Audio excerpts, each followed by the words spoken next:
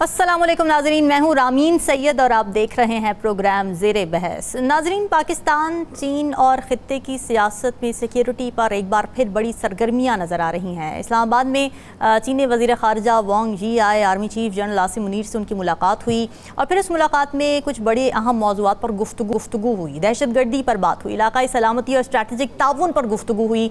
इसके साथ ही ये भी खबरें सामने आ रही हैं कि वज़ीर आज़म शहबाज शरीफ भी दौरे चीन की तैयारियाँ कर रहे हैं, जिसमें CPEC के दूसरे फेज़ का बाज़ाब्ता आगाज़ किया जाएगा और इस बार फोकस होगा इंडस्ट्रियल कोऑपरेशन पर। दूसरी जानिब हमने कुछ विजुअल्स देखे काबुल के, जहां पर पाकिस्तान, चीन और अफ़गानिस्तान के वज़राए ख़ारजा का सहफ़रीक़ इजलास हुआ और ये इजलास बड़ा अहम था क्योंकि इसमें दहशतगर्दी के ख़िलाफ़ मुश्तरका कोशिशों पर ज़ोर दिया गया। फिर ट्रांजिट ट्रेड की बात की गई और CPEC की तौसीह पर भी इत्तेफाक हुआ है।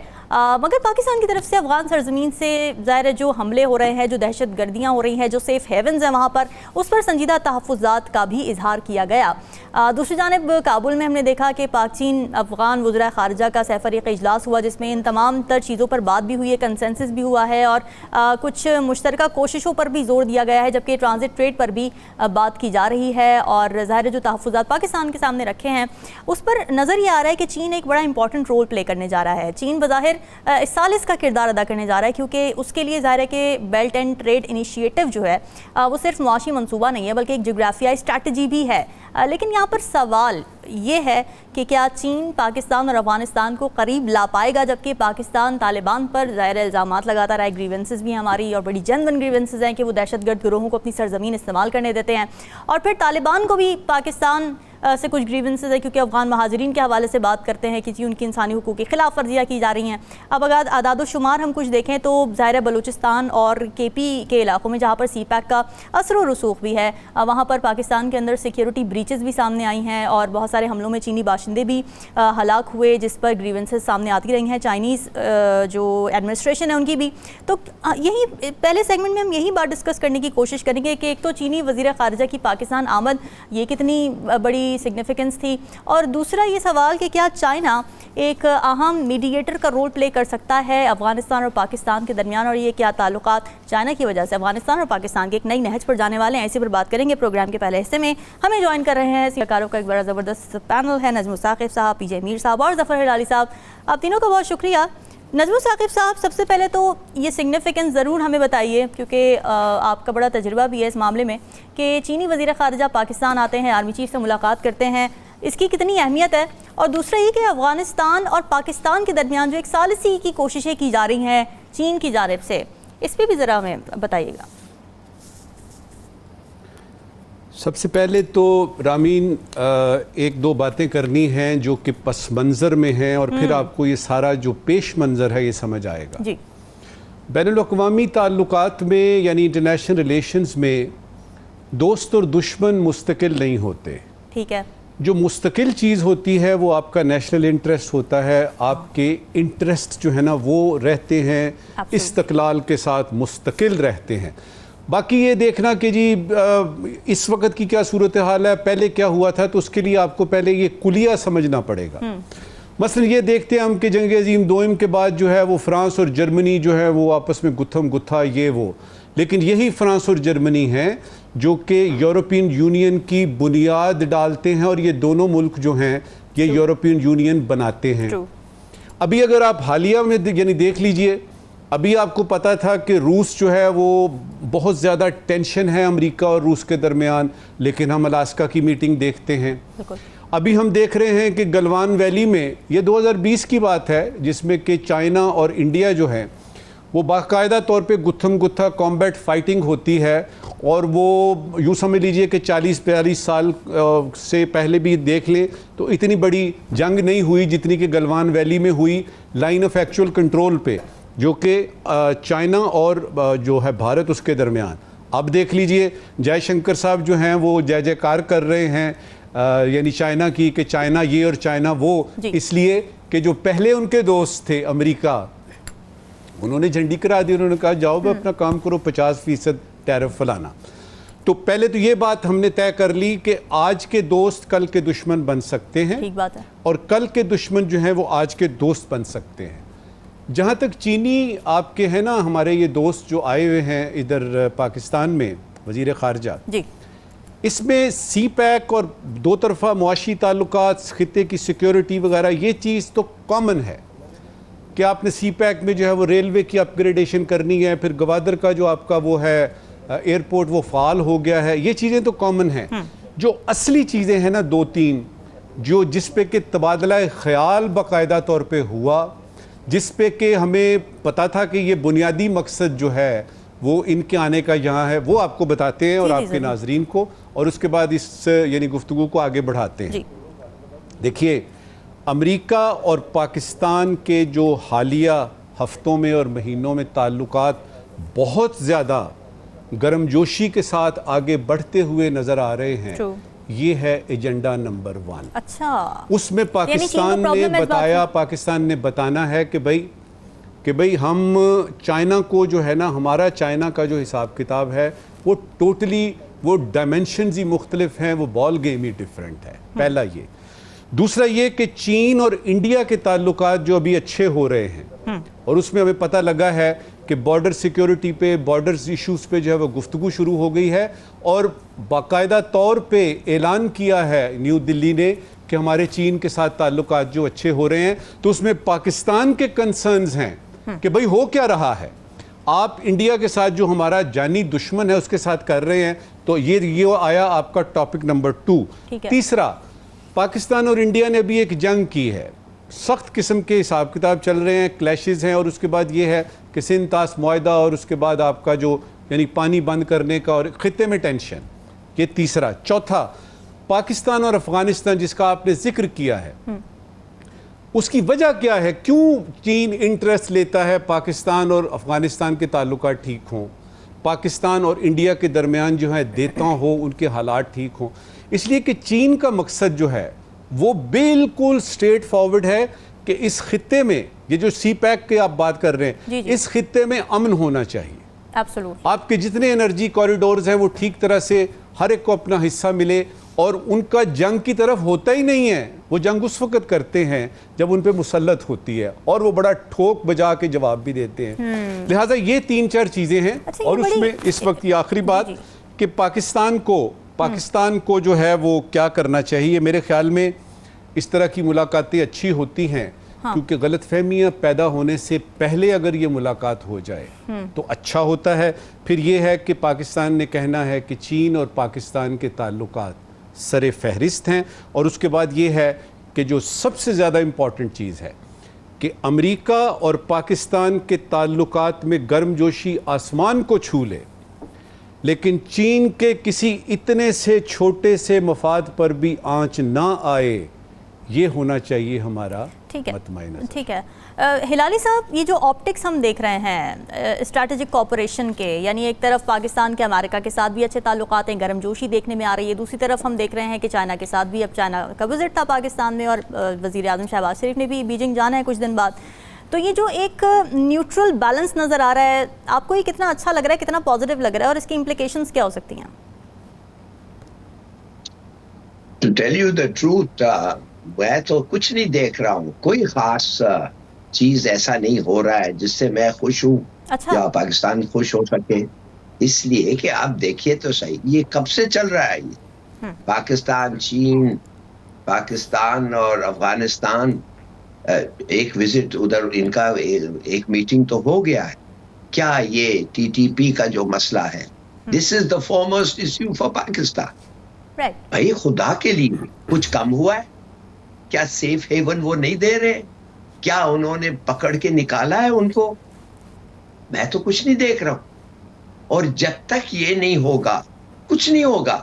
डिस्टेबलाइजेशन पाकिस्तान में कंटिन्यू करेगा, अमन नहीं आएगा, इन्वेस्टमेंट नहीं आएगा, इकोनॉमिक डेवलपमेंट नहीं हो सकता, और खास तौर KP के एरियाज में अगर इन लोगों को रोका नहीं। और चीन देखिए, चीन को अभी खासा प्रेशर लाना चाहिए अफगानिस्तान।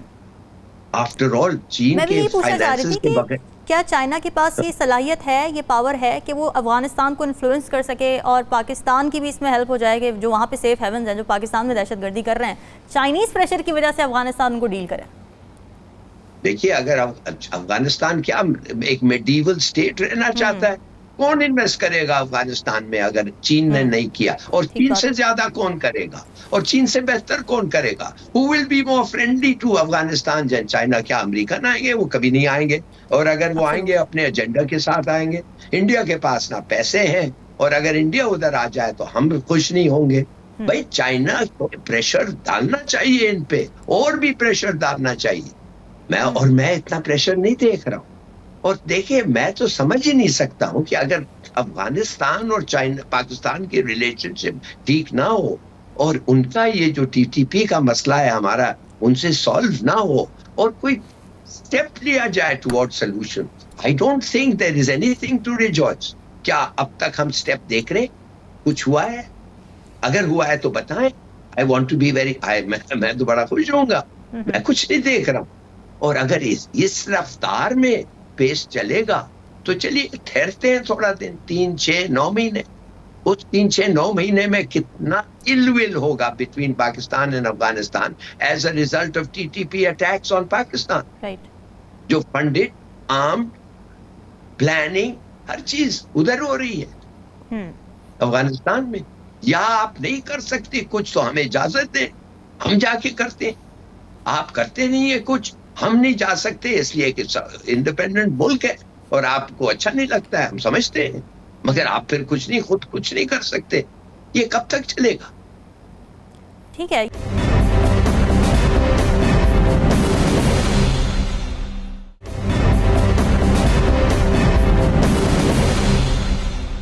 मीर साहब, क्या आप अग्री करते हैं हिलाली साहब की इस बात से कि अब जो चाइनीज़ इंटरवेंशन हमें नज़र आ रही है वो it won't be able to create enough pressure on Afghanistan कि वो अभी भी सेफ हेवन्स को जो पाकिस्तान में ऑपरेट कर रहे हैं, जो अफगानिस्तान के अंदर मौजूद हैं, वो उनको ख़त्म करने के लिए कोई इक़दामात ले? अभी भी it's not enough. Do you agree?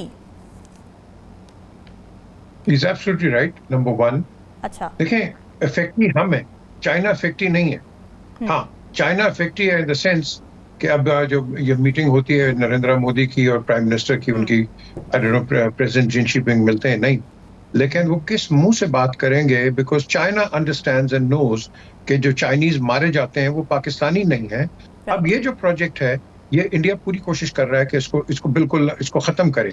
लेकिन मैं क्रेडिट देता हूँ चाइना को, उनकी पेशेंस को, कि डिस्पाइट द फैक्ट कि चाइनीज पाकिस्तान में 60 रुपए डॉलर पे आए हुए हैं और आज डॉलर की कीमत कहाँ है? उनकी तो फाइनेंस और उनकी तो इकोनॉमी रुड़ के रह गई है। कई बिजनेसमैन है जो कि बैंकरप्ट हो गए चाइना के बिकॉज ऑफ द डॉलर। सो मैं फिर भी क्रेडिट देता हूँ, लेकिन साथ साथ मैं हमेशा एक प्रिकॉशनरी आवाज भी उठाता हूँ कि डोंट ले all your eggs in one basket.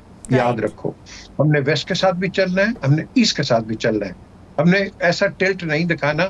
हालांकि चाइनीज जो है वो हमारे ऑलवेज द फ्रेंड रहे हैं, लेकिन याद रखना वो खुद आके नहीं लड़ेंगे in comparison to the Russians, जिन्होंने पिछली वॉर के अंदर ऑर्सा बोट्स भी यूज की थी और रशियंस से जिन्होंने बैन किया है। चाइना नहीं करेगा। चाइना हमें आर्म्स एंड एम्युनिशन दे देगा और कहेगा कि तुम बेटा तुम लड़ो, हम लड़ेंगे। सो हमने अपने अपने जो बाउंड्रीज हैं, पैरामीटर्स, उनको भी गेज करना है, अपनी दोस्ती को भी गेज करना है, अपने ट्रेड एंड फाइनेंस को भी गेज करना है। आज हम एक जगह से मार खा रहे हैं। मैं ओपनली बात करता हूँ, आपकी जो कॉटेज इंडस्ट्री है मोर और लेस खत्म क्यों हुई है? एसएमईज क्यों खत्म हुए हैं? क्योंकि चाइना ने पेंसिल, शार्पनर, शूज वो इतना सस्ता बनाता है कि पाकिस्तान में वो बना नहीं सकते आप। अब सब इंपोर्ट करते हैं वहां से। सो थिंग इज, चाइना ने कंज्यूमर मार्केट दुनिया की पकड़ी है, पाकिस्तान छोड़े पूरी दुनिया की पकड़ी हुई है। और चाइना कहीं भी जाएगा वो दोस्ती लेके जाएगा। और नजमो साकिब साहब ने अच्छी बात की है, वो लड़ाई पे नहीं तुला हुआ। रशिया या सोवियत यूनियन, सोवियट्स ने कितनी कोशिश की to have access to the warm waters, लड़ते रहे 10-12 साल लड़ते रहे, और उसके बाद टेररिज्म भी शुरू होगी। चाइना ने एक 9mm गोली नहीं चलाई, आपके गवादर पोर्ट पे आ गया अटैक है नहीं। उसने तो ये भी कहा था कि हमारी करेंसी वहां करो, हमारी गवर्नमेंट ने कहा था nothing doing. But the question here arises कि are we doing the same with the Chinese? हमें अपने इंटरेस्ट को है। मैंने हमेशा पिछले वजीर आजम को भी, उससे पिछले को मैंने कहा जी कि आप चाइना को जरूर से हर चीज करें, लेकिन आज द चाइनीज की जो फैक्ट्रीज हैं वो पाकिस्तान में लगाएं, ताकि हमारा लेबर भी काम आए, ताकि फैक्ट्रीज इधर बने और इधर से हम आके करें। आप जो इंपोर्ट करते हो, look at the foreign exchange you're spending, look at the money you're spending. तो ये कई चीजें हैं, आपको इसको मैं कहता हूं ना, you have to polish them and refine them. But China and Afghanistan की जब बात आती है, जो आपने बेसिक सवाल किया है, उसके अंदर चाइना has to ensure और at least say to the Afghanis कि देखो टेररिज्म अब नहीं चलेगी, enough is enough. कब तक ये करते रहोगे? और ये जो हिलाली साहब बात कर रहे हैं, हम बातें कर रहे हैं, मुझे बता दो, आप सबसे ज्यादा सियासतदानों को अंदर कर देते हैं, लेकिन दहशतगर्द मुझे नजर नहीं आते। और भाई इनको पकड़ो और इनको ऐसी सजा दो कि ताकि इनकी पुश्तें जाने और इनकी क्या होता है, बाकी बाहर के मुल्कों के अंदर टेररिस्ट को अगले फांसी से लटका के ना बाहर स्क्वायर में रखते थे, टाउन स्क्वायर में बताते थे कि if you do it this is what will happen. हमें बड़े स्ट्रॉन्ग स्टेप्स लेने, फर्म स्टेप्स लेने, और ये जो लिप सर्विस है रामीन, इस लिप सर्विस को हमने बंद करना है, बिकॉज हमारे निहत्थे शहरी मारे जा रहे हैं। कोयटा में देखो, खैबर पख्तूनख्वा में देखो, पंजाब में देखो, ये क्या हो रहा है यार? सही बात। Enough is enough. पीटीआई और इमरान खान के लिए एक तरफ आसानियां तो पैदा हो रही हैं, मगर फिर भी खुलकर वो सांस नहीं ले पा रहे हैं, क्योंकि बरियत हो जाती है और ज़मानतें हो जाती हैं। लेकिन नज़र ये आता है कि और इतने सारे केसेस में जकड़े हुए हैं खान साहब भी और पीटीआई भी, कि रिहाई का रास्ता नज़र नहीं आ रहा है। अभी भी जो 9 मई के केसेस थे उसमें तो हो गई ज़मानत, लेकिन जो हमने देखा कि जो दूसरी तरफ कुछ और केसेस हैं, जैसे कि अलकादिर ट्रस्ट केस है, 190 मिलियन पाउंड का केस है, उसमें अभी भी कन्विक्शन है और इसी वजह से रिहाई मुमकिन नहीं है। साथ ही 9 मई के बहुत सारे और मुकदमात भी हैं जिस पे अभी तक फैसला नहीं हो पाया, और इसी वजह से भी यही नज़र आ रहा है, यही अंदाज़ा हो रहा है कि वापसी का टिकट अभी तक कट नहीं पाया है खान साहब का। तो इस सारी सूरत हाल के साथ पीटीआई की क्या स्ट्रैटेजी होगी? क्या अदालतों की जानिब से रिलीफ पर ही निसार किया जाएगा या फिर मैदान में आया जाएगा, स्ट्रीट पावर दिखाई जाएगी? पीटीआई की हिकमत अमली पर बात करेंगे। सबसे पहले मीर साहब की जानिब आना चाहूँगी। मीर साहब, आपको क्या लग रहा है? एक तो ये जब हमने देखा कि कल जब ये एक्विटल हुआ, यानी जब ज़मानतें हुई, तो पीटीआई की तरफ से ट्रेंड चला गया कि जी विक्ट्री फॉर इमरान और इमरान अब वापस आ गया, लेकिन ऐसा हो नहीं रहा है। आपको लगता है कि ये अभी मुस्तकबिल करीब में पॉसिबल है नहीं? एक सिरा खोलते हैं तो कई और केसेस पीछे से निकल आते हैं। रमीन, सबसे पहले इसके 2 जवाब हैं जी। सबसे पहले ये जो हो रहा है पाकिस्तान में पॉलिटिकली जो हो रहा है जी, मैं इस प्रोग्राम के तहत और मैं बाकी शोज के अंदर हमेशा कहता हूं कि ये जो हमारे सोशल मीडिया पे और ओवरसीज कई पाकिस्तानीज हैं जो कि हमारे आर्मी चीफ और आर्म फोर्सेस को डिग्रेड कर रहे हैं, इसको बंद करो। अगर तुमने ये करना है, मैं तुम्हें पाकिस्तानी कभी नहीं मानूंगा, ना समझूंगा। आप जरूर सियासी जो आपकी जो है इसकी जो डायस्पोरा, इसमें जरूर तनकीद करो, दबा के करो। I have no problems in that, but leave the arm forces of Pakistan out of it, period. और इस तरह की जो चीजें हैं, मुझे दुख होता है यार, मुझे सख्त दुख होता है कि वो लोग मुहाफिज जो आपके लिए खड़े हैं, आप उन्हीं को डिग्रेड कर रहे हैं। याद रखो कि जब आप किसी जनरल को, कोई भी हो, या कमांडर इन चीफ को जब आप कुछ बुरा भला कहोगे, इसका ट्रिकल डाउन इफेक्ट एक जवान पे होगा। जवान के दिल के अंदर आप नफरत पैदा कर रहे हो। मेरे लिए ये ट्रीजन है, और ये जो नफरत है इसको बंद करो खुदा के लिए। जो सरकाज़म और इस तरह की आप ये सोशल मीडिया पे बातें करते हैं, मत करो। Think about country, don't think about your little things के हाँ इमरान को रिहा करो, नवाज शरीफ को करो। These people don't matter, let me tell you that now, none of them matter. Pakistan matters. एक, अब जब as far as PTI is concern, PTI के ऊपर देखो अभी तो कुछ भी नहीं है, अभी तो स्टार्ट हुई है, अभी तो गेम ऑन हुई है। अच्छा, कई केसेस हो रहे हैं, एक से निकलेंगे, बिल्कुल ऑन हुई है। अच्छा। इनके एक लॉयर है, मेरे बड़े अच्छे दोस्त हैं, मेरी उनसे बातचीत होती रहती है। वो कहते हैं जी हम एक से जीतेंगे, दूसरा केस आ जाएगा, दूसरे से होगा, तीसरा आ गया। वो कल अलीमा के बेटे को उन्होंने पकड़ लिया 9 मई के चक्कर के अंदर। जी, जी, जी। अब वो था ही नहीं वहां, वो पाकिस्तान में नहीं था, उसको अंदर कर दिया आपने। द थिंग इज, देखो ये जो चीज होती है, ये ओवरऑल हमारा जो पॉलिटिकल इंफ्रास्ट्रक्चर है, इसके अंदर हेट्रेड पैदा करता है। आज की हुकूमत, कल की ऑपोजिशन, कल की हुकूमत, कल की ऑपोजिशन, परसों की हुकूमत, ये चलता रहेगा। लेकिन इसके अंदर अगर हमें इनटॉलरेंस दिखाएंगे तो आप क्या करोगे? यू रियली थिंक कोई होगा? नहीं। एक प्रोवोकेटिव स्टेटमेंट आती है, आगे उसका रिएक्शन आता है, और इसी के अंदर आप 1 महीना लगा देते हो। मीडिया इस पे खेलता है। कोई काम की बात होती है? कोई महंगाई या ह्यूमन रिसोर्सेज की या एनवायरनमेंट की या एम्प्लॉयमेंट की या किसी और डोमेस्टिक इश्यूज की कोई बात होती है? कोई नहीं होती ना। हमें तूफान आता है ना जब, तो उस पर हम फिर सारे इकट्ठे हो जाते हैं। जब तकलीफ आती है तो होती है मीर साहब, बात तो होती है, सारे सलाह पे भी बात हो रही है, सब चीज़ों बात हो रही है, मगर मसला ये कि हाइप उस चीज़ को ज़्यादा मिल जाती है थ्रू सोशल मीडिया। अब उसमें भी जो पीटीआई के जो हैंडल्स हैं, सोशल मीडिया के जो हैंडल्स हैं, वो इन चीज़ों को ही ज़्यादा हाइप दे रहे होते हैं, वो सोशल इश्यूज़ पे ज़रा कम ही बात कर रहे होते हैं। और इस पर बड़ा क्रिटिक भी है, इस पर बड़ी तनकीद भी होती है कि जी आपकी सारी जो सियासत है वो खान साहब की रिहाई से क्यों जुड़ी हुई है, आप इशूज़ के ऊपर क्यों नहीं बात कर रहे। मीर साहब आप कुछ कहना चाह रहे हैं, मैं आगे बढ़ूँ? जी, बिकॉज आपने जो सवाल किया है, ये सोशल मीडिया पे लगे हुए हैं, इनके पास है कुछ नहीं ना कहने को। ये सोशल मीडिया ये भी तो कह दे कि पीटीआई, हम बिल्कुल ठीक है, हम सपोर्ट करते हैं इसको, इमरान खान को, लेकिन पीटीआई आप क्या बाकी क्या वो पुतले हैं, आप क्लोन हैं क्या? आपके दिमाग में कुछ नहीं है क्या? आप अवाम की बात नहीं कर सकते? हुकूमत को तनकीद करो कि भाई ये महंगाई है, ये प्रॉब्लम है, ये प्रॉब्लम है। आपके पास एक ही ड्रम पड़ रहा है।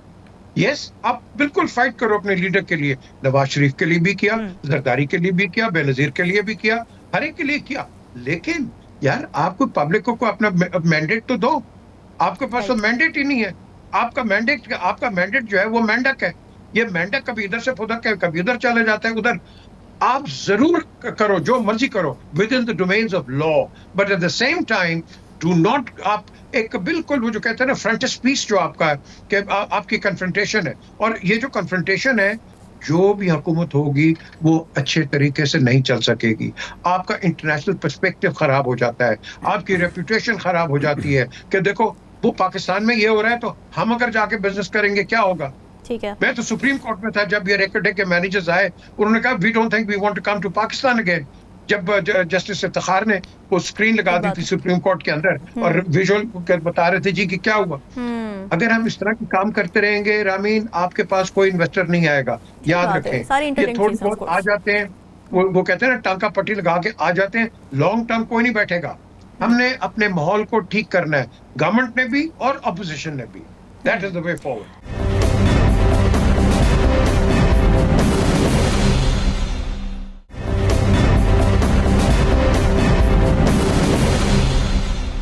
हिलाली साहब, आपको क्या लगता है what is going wrong right now कि जो खान साहब हैं उनकी मुश्किलात हल होती नज़र भी आती हैं लेकिन वो मुकम्मल तौर पे हल भी नहीं हो पा रही हैं, या ये क्या पीटीआई की स्ट्रैटेजी में कोई फ्लॉ है, या फिर वो इस वक्त विक्टिमाइज ही हो रहे हैं, आपको लगता है?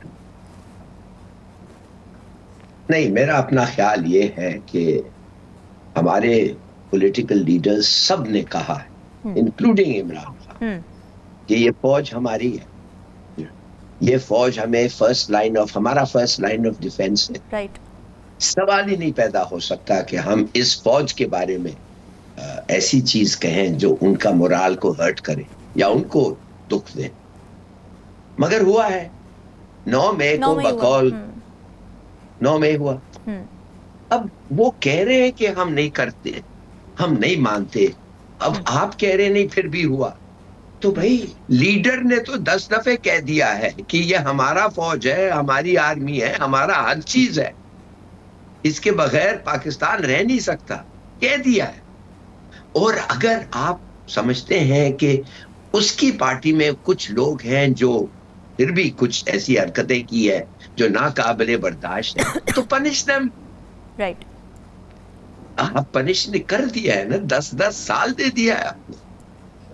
अब आप जाके कह रहे हैं पॉलिटिकल लीडर को, तुमने तो खैर कह दिया हमारी फौज, हम ये वो, मगर ये दूसरे जो हैं तुम्हारे हरकतें, तुम्हारे पार्टी के जो गुंडे हैं, ये इस हरकत की है, तो भाई he is not to carry the can for them. उसने क्या आपने सबूत लाया है कि उसने उनको जाके कहा तुम करो?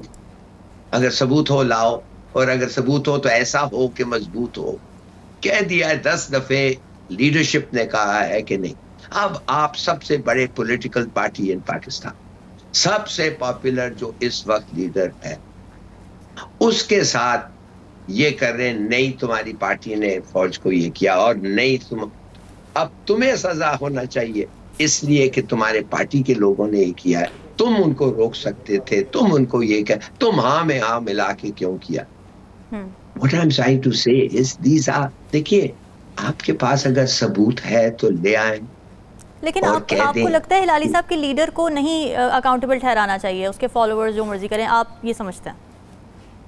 बिल्कुल, माने कि लीडर अगर लीडर ने उनको कहा है कुछ तो सेकंड टियर लीडरशिप ने आपने उनको you convicted them from a court martial, चले कोर्ट मार्शल ने कन्विक्ट किया, कर दे। इफ आई मे हलाली साहब, तारिक अजीज ने हाई कोर्ट पे जब सुप्रीम कोर्ट या हाई कोर्ट पे जो हमला किया था, नवाज शरीफ ने तो नहीं कहा था उसको, बिल्कुल नहीं कहा था, Nawaz Sharif would never do that. लेकिन अब ब्लेम आप नवाज शरीफ को करते हैं, भाई किस तरह कर सकते हो आप, ये तो खुद गए थे क्यों जी? खान साहब की स्टेटमेंट भी थी ना, हिलाली साहब, खान साहब की स्टेटमेंट भी थी जब वो उनको पहुंचाया गया था गिरफ्तार करके और उनको बताया गया था कि जी बाहर इस तरह प्रोटेस्ट हो रहे हैं, तो उन्होंने बिल्कुल भी कंडेम नहीं किया था, बल्कि जो उस वक्त जस्टिस साहब बैठे हुए थे उन्होंने बोला था कि जी आप कंडेम करें इस बात को, वो फिर भी कंडेम नहीं कर रहे थे, वो कहते कि जी आप मेरे साथ ये करेंगे तो आवाम तो ये करेगी। अरे यार अगर करने दो, he has his point of view, if he said so. आपने 2 साल 3 साल तो उनको रखा है ना बंद करके, ठीक है। My point is it becoming counter productive.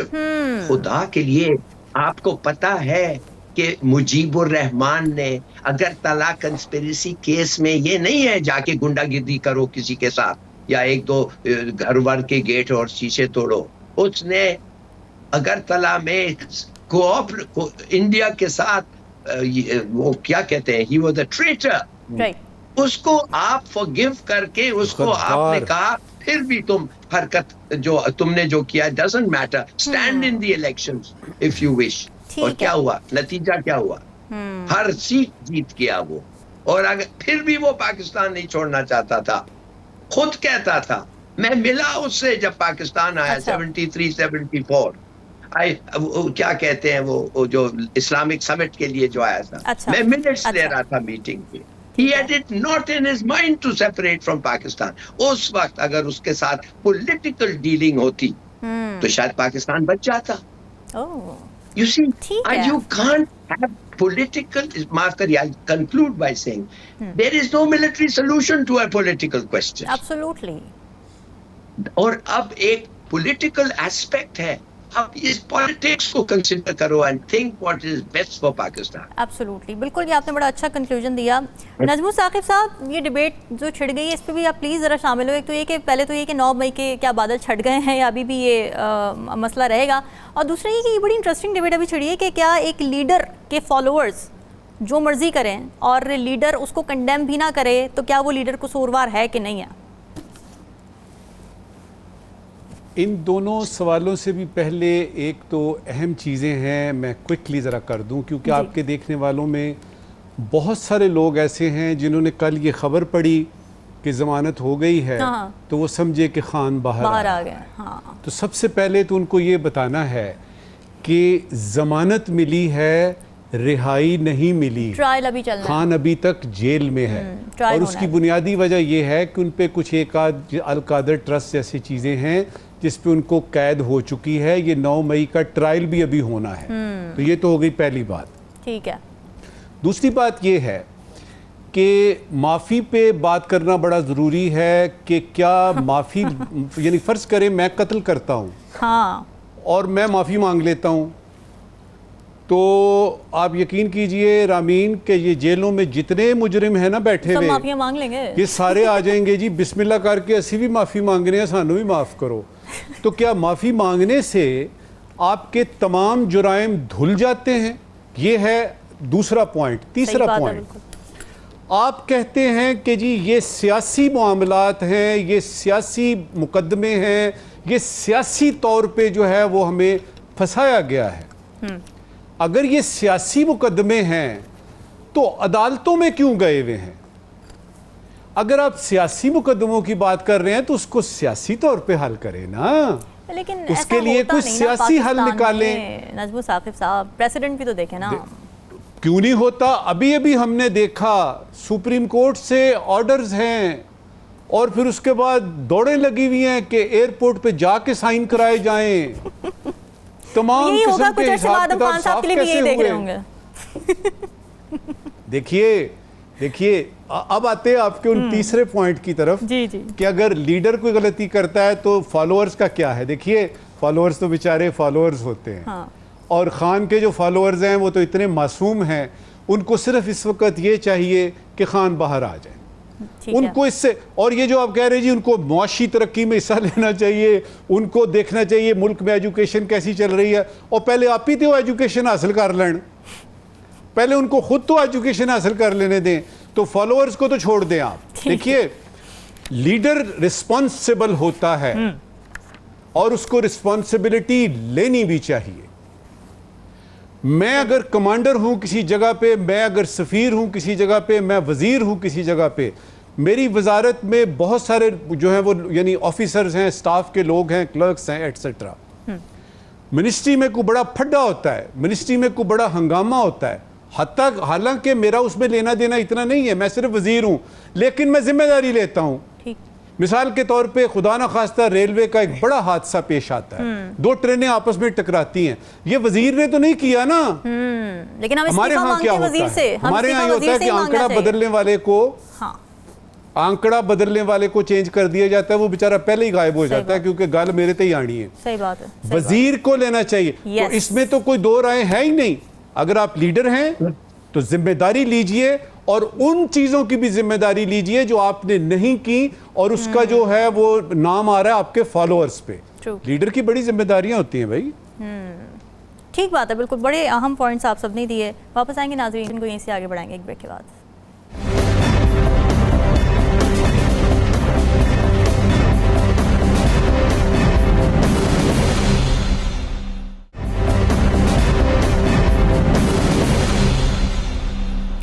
Welcome back नाजरीन। कराची एक बार फिर मुकम्मल तौर पर डूब चुका है, बारिश का पानी सड़कों पर है, घरों में है और ज़िंदगियों में भी लोगों के घुस चुका है। सिंध हुकूमत हमेशा की तरह मौसमियाती तब्दीली का बहाना बना रही है, लेकिन हकीकत ये कि ये आफत आसमान से नहीं उतरी, बल्कि हुकूमती नाअहली और दहाइयों की बद इंतज़ामी से नाजिल हुई है। दुनिया के कई शहर इससे कहीं ज़्यादा बारिश बर्दाश्त करते हैं, ये बात रिकॉर्ड पर है, लेकिन मफलूज नहीं होते। टोक्यो की अगर बात करें तो टोक्यो ने ज़ेरे ज़मीन जीकैंस सिस्टम बनाया है जो सेकंड्स में हज़ारों टन पानी निगल लेता है।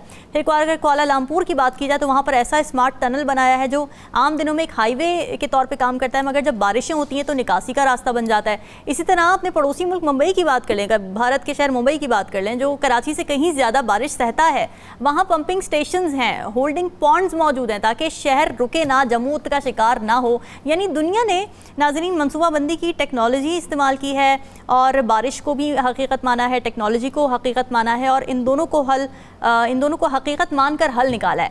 लेकिन कराची में आज भी पीपल्स पार्टी की 17 साल हुक्मरानी के बाद भी ऐसा सिस्टम नहीं बन सका है।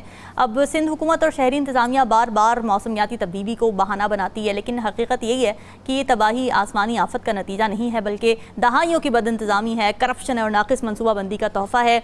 नज़र ये आता है ग्राउंड पे कि ना नाले साफ़ होते हैं, ना ड्रेनेज सिस्टम काम कर रहा है। अरबों रुपए खर्च करने के दावे किए जाते हैं मगर वो हवा हो जाते हैं और हर साल शहरी अपने नुकसान, अपनी जानों, अपने रोज़गार की कीमत अदा करते हैं। और फिर होता क्या है कि इंतजामिया ने जो मुश्किलात पैदा की हैं, जब शहरी उन मुश्किलात से सफ़र करते हैं तो फिर शहरियों को ही ब्लेम किया जाता है। किस तरह से ब्लेम किया गया है शहरियों को, ये आप देखिए।